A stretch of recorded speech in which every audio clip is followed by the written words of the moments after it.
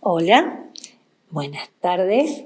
Mi nombre es Mónica Ruiz Brock y nos volvemos a encontrar en la unidad número 3, ya que estuvimos trabajando anteriormente en la misma. Hace un tiempo se colgó en el blog unos PowerPoint, uno que hablaba de generalidades del aparato respiratorio y otro que hablaba de insuficiencia respiratoria aguda.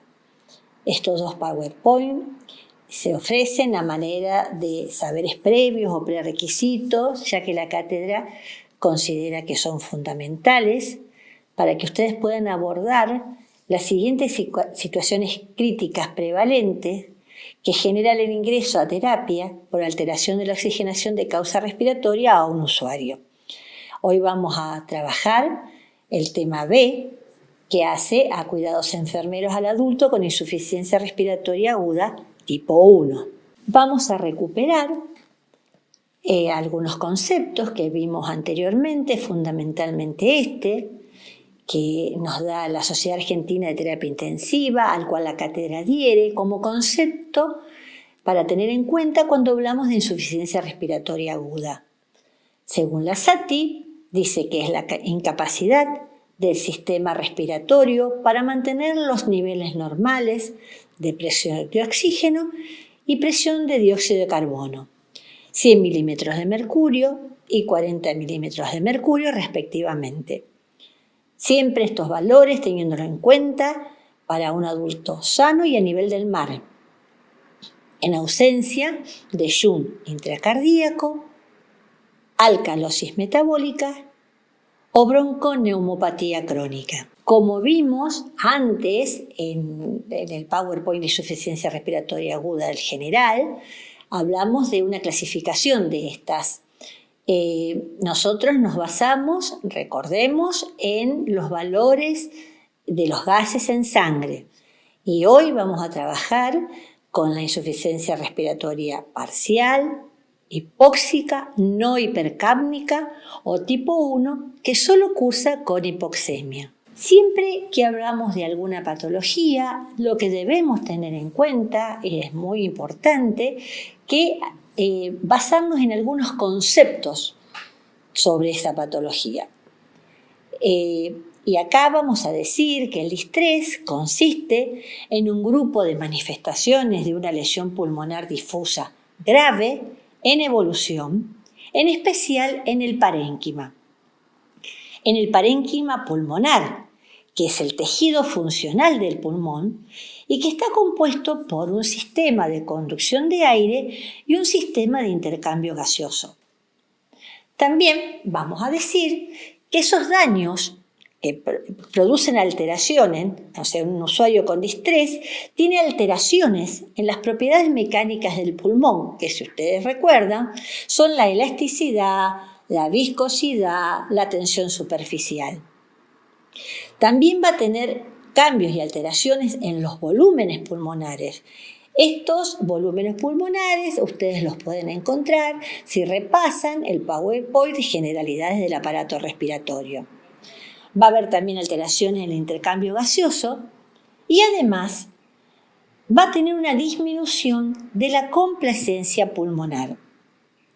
Recordemos que la complacencia pulmonar o compliance pulmonar es la distensibilidad pulmonar determinada por el cambio de volumen que sufre el pulmón ante la presión del aire. Ahora vamos a ver un poquito los factores etiológicos o precipitantes que originan un distrés respiratorio del adulto o también llamado insuficiencia respiratoria tipo 1.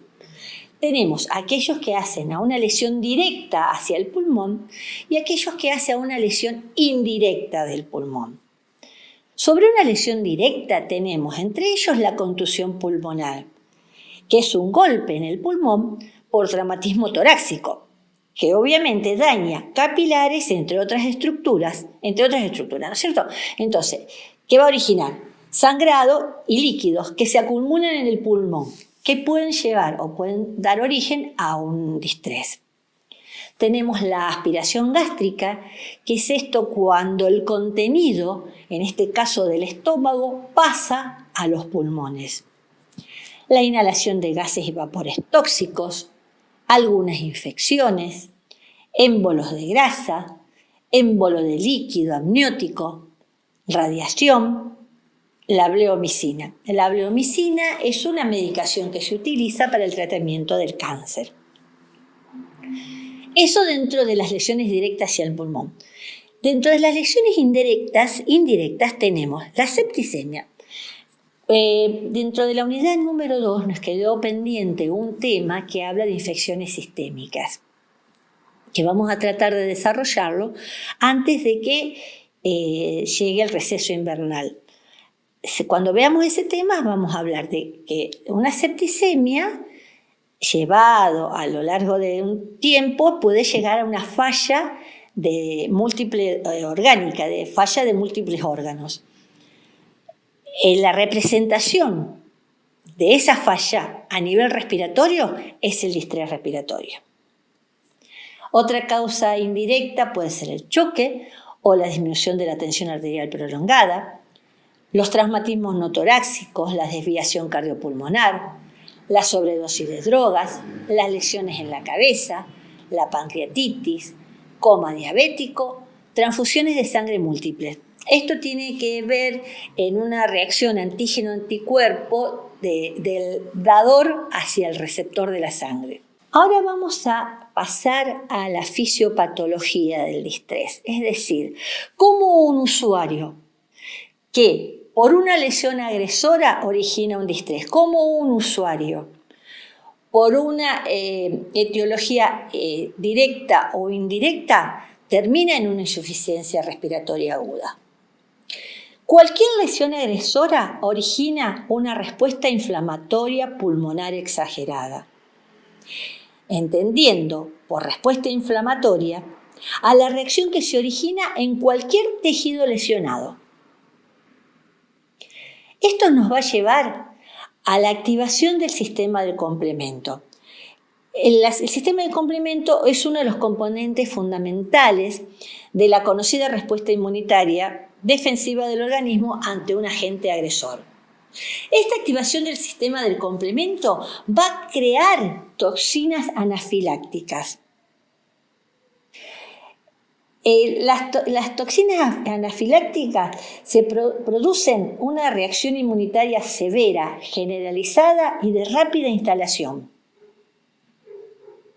que con la acción sobre los polimorfos nucleares, es decir, estos glóbulos blancos, neutrófilos, eosinófilos, basófilos y que también conocemos con el nombre de granulocitos, genera todos estos, esta activación exagerada crea un éxtasis leucocitario a nivel de la membrana alvéolo capilar que aumenta su fagocitosis, formando una serie de radicales tóxicos de oxígeno. En condiciones normales, los radicales de oxígeno se forman continuamente en el organismo por el metabolismo y son eliminados por las defensas antioxidantes. En este caso no, en este caso se acumulan y pasan a ser tóxicos. La suma de todo esto genera un edema severo de las células alveolares. Ahora bien, concomitantemente con esto, esas toxinas anafilácticas que vimos antes activan los macrófagos, que son otros glóbulos blancos que secretan potentes citoquinas proinflamatorias. Las citoquinas, que también las conocemos o las llamamos citocinas, son proteínas que regulan la función de las células. La acción fundamental es la regulación del mecanismo de inflamación. Dentro de estas citoquinas tenemos la interleuquina que se encarga, esta actúa como mensajera de toda esta respuesta inflamatoria. Y el factor activador plaquetario, que es lo que nosotros conocemos como la agregación plaquetaria. La suma de todo esto produce liberación de histamina. ¿Qué nos quiere decir con esto? Otros glóbulos blancos, como son los mastocitos o los basófilos, liberan histamina en la sangre. Sabemos que en la histamina es una hormona que actúa como potente dilatador de los vasos sanguíneos, de los capilares, y también actúa como potente, provoca contracción de la musculatura lisa. Esta liberación de histamina y la activación de la cascada de la coagulación sanguínea, que es una serie de mecanismos de coagulación que termina en una sobreproducción de protombina, que es la enzima de la sangre que se encarga de la transformación del fibrinógeno en fibrina durante el proceso sanguíneo de la coagulación. Todo esto exagerado, ¿sí? Es una reacción exagerada.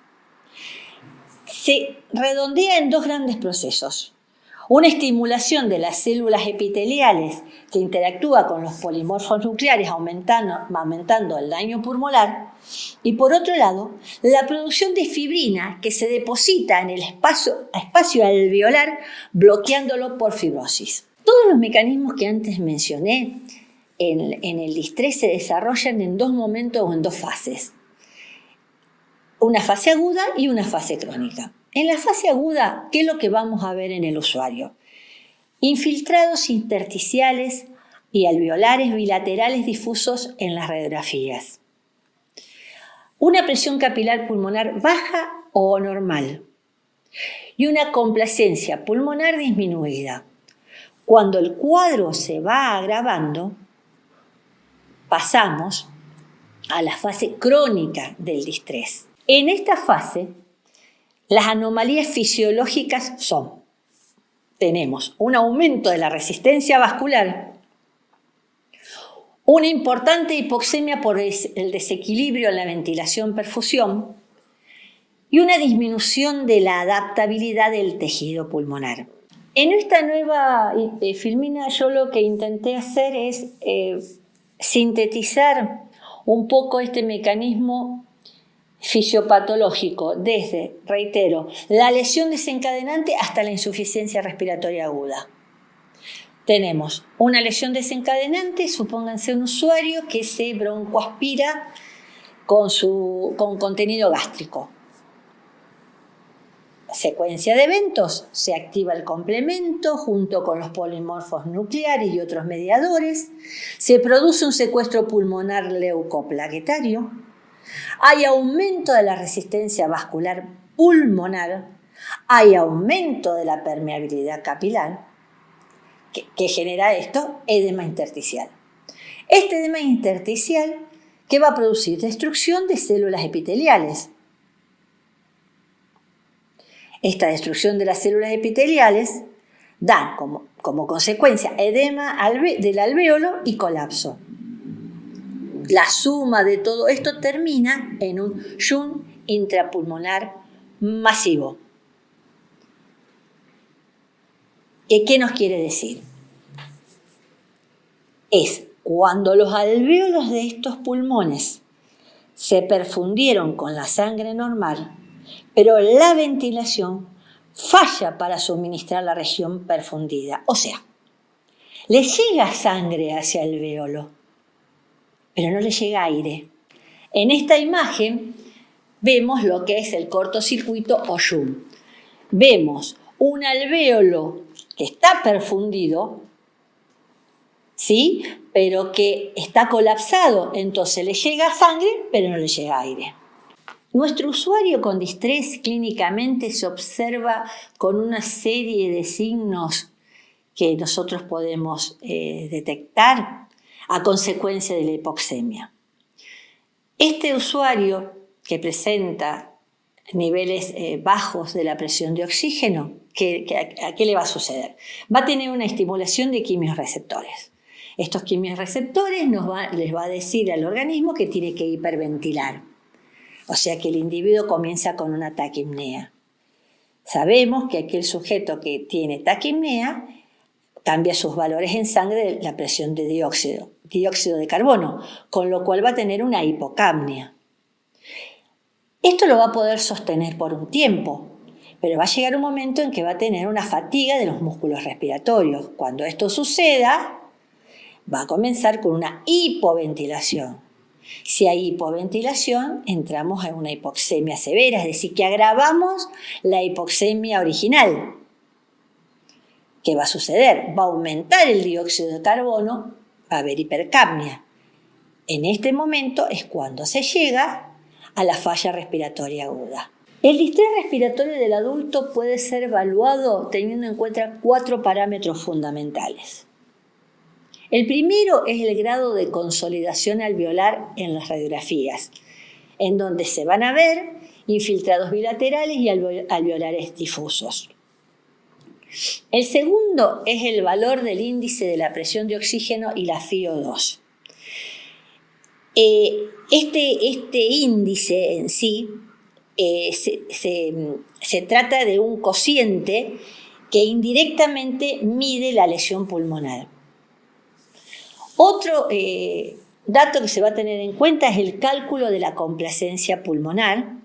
Y por último, los niveles necesarios de PIP, la presión positiva al final de la expiración, para mantener la presión de oxígeno.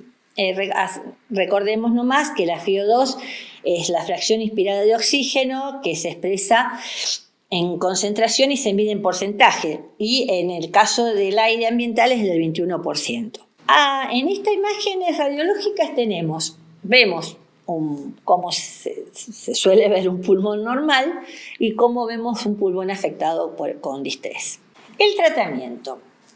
La mayoría de los sujetos de nuestra atención que tengan un diagnóstico de distrés van a ser tratados o van a ser conectados a una ventilación mecánica con PIP, presión positiva al final de la expiración. Nosotros, hace un tiempo atrás, en el marco de la pandemia del COVID-19, subimos al blog un video donde se ve el funcionamiento de un respirador y la preparación y funcionamiento del mismo. También les ofrecimos una guía, una serie de preguntas sobre ese video y sobre lo que es la ventilación mecánica, que ya está resuelta, por lo cual yo les sugiero que si pueden volver a verlo, les es interesante y enriquece un poco el tratamiento de estos casos de distrés. ¿Por qué se usa esta ventilación mecánica con presión positiva al final de la expiración? Porque mantiene una presión, un volumen al final de la expiración. Su objetivo es reclutar alvéolos que de otra manera permanecerían cerrados. Es decir, abre los alvéolos al final de la expiración porque mantiene una presión. Con esto mejora la oxigenación y aumenta el número de alvéolos que intervienen en la ventilación. Obviamente, el tratamiento incluye el manejo del edema pulmonar, se va a evitar la sobrecarga hídrica, se van a administrar inotrópicos cardíacos y diuréticos. Y también lo que se va a intentar es estabilizar el evento desencadenante. Bueno, hasta acá llegamos con este tema.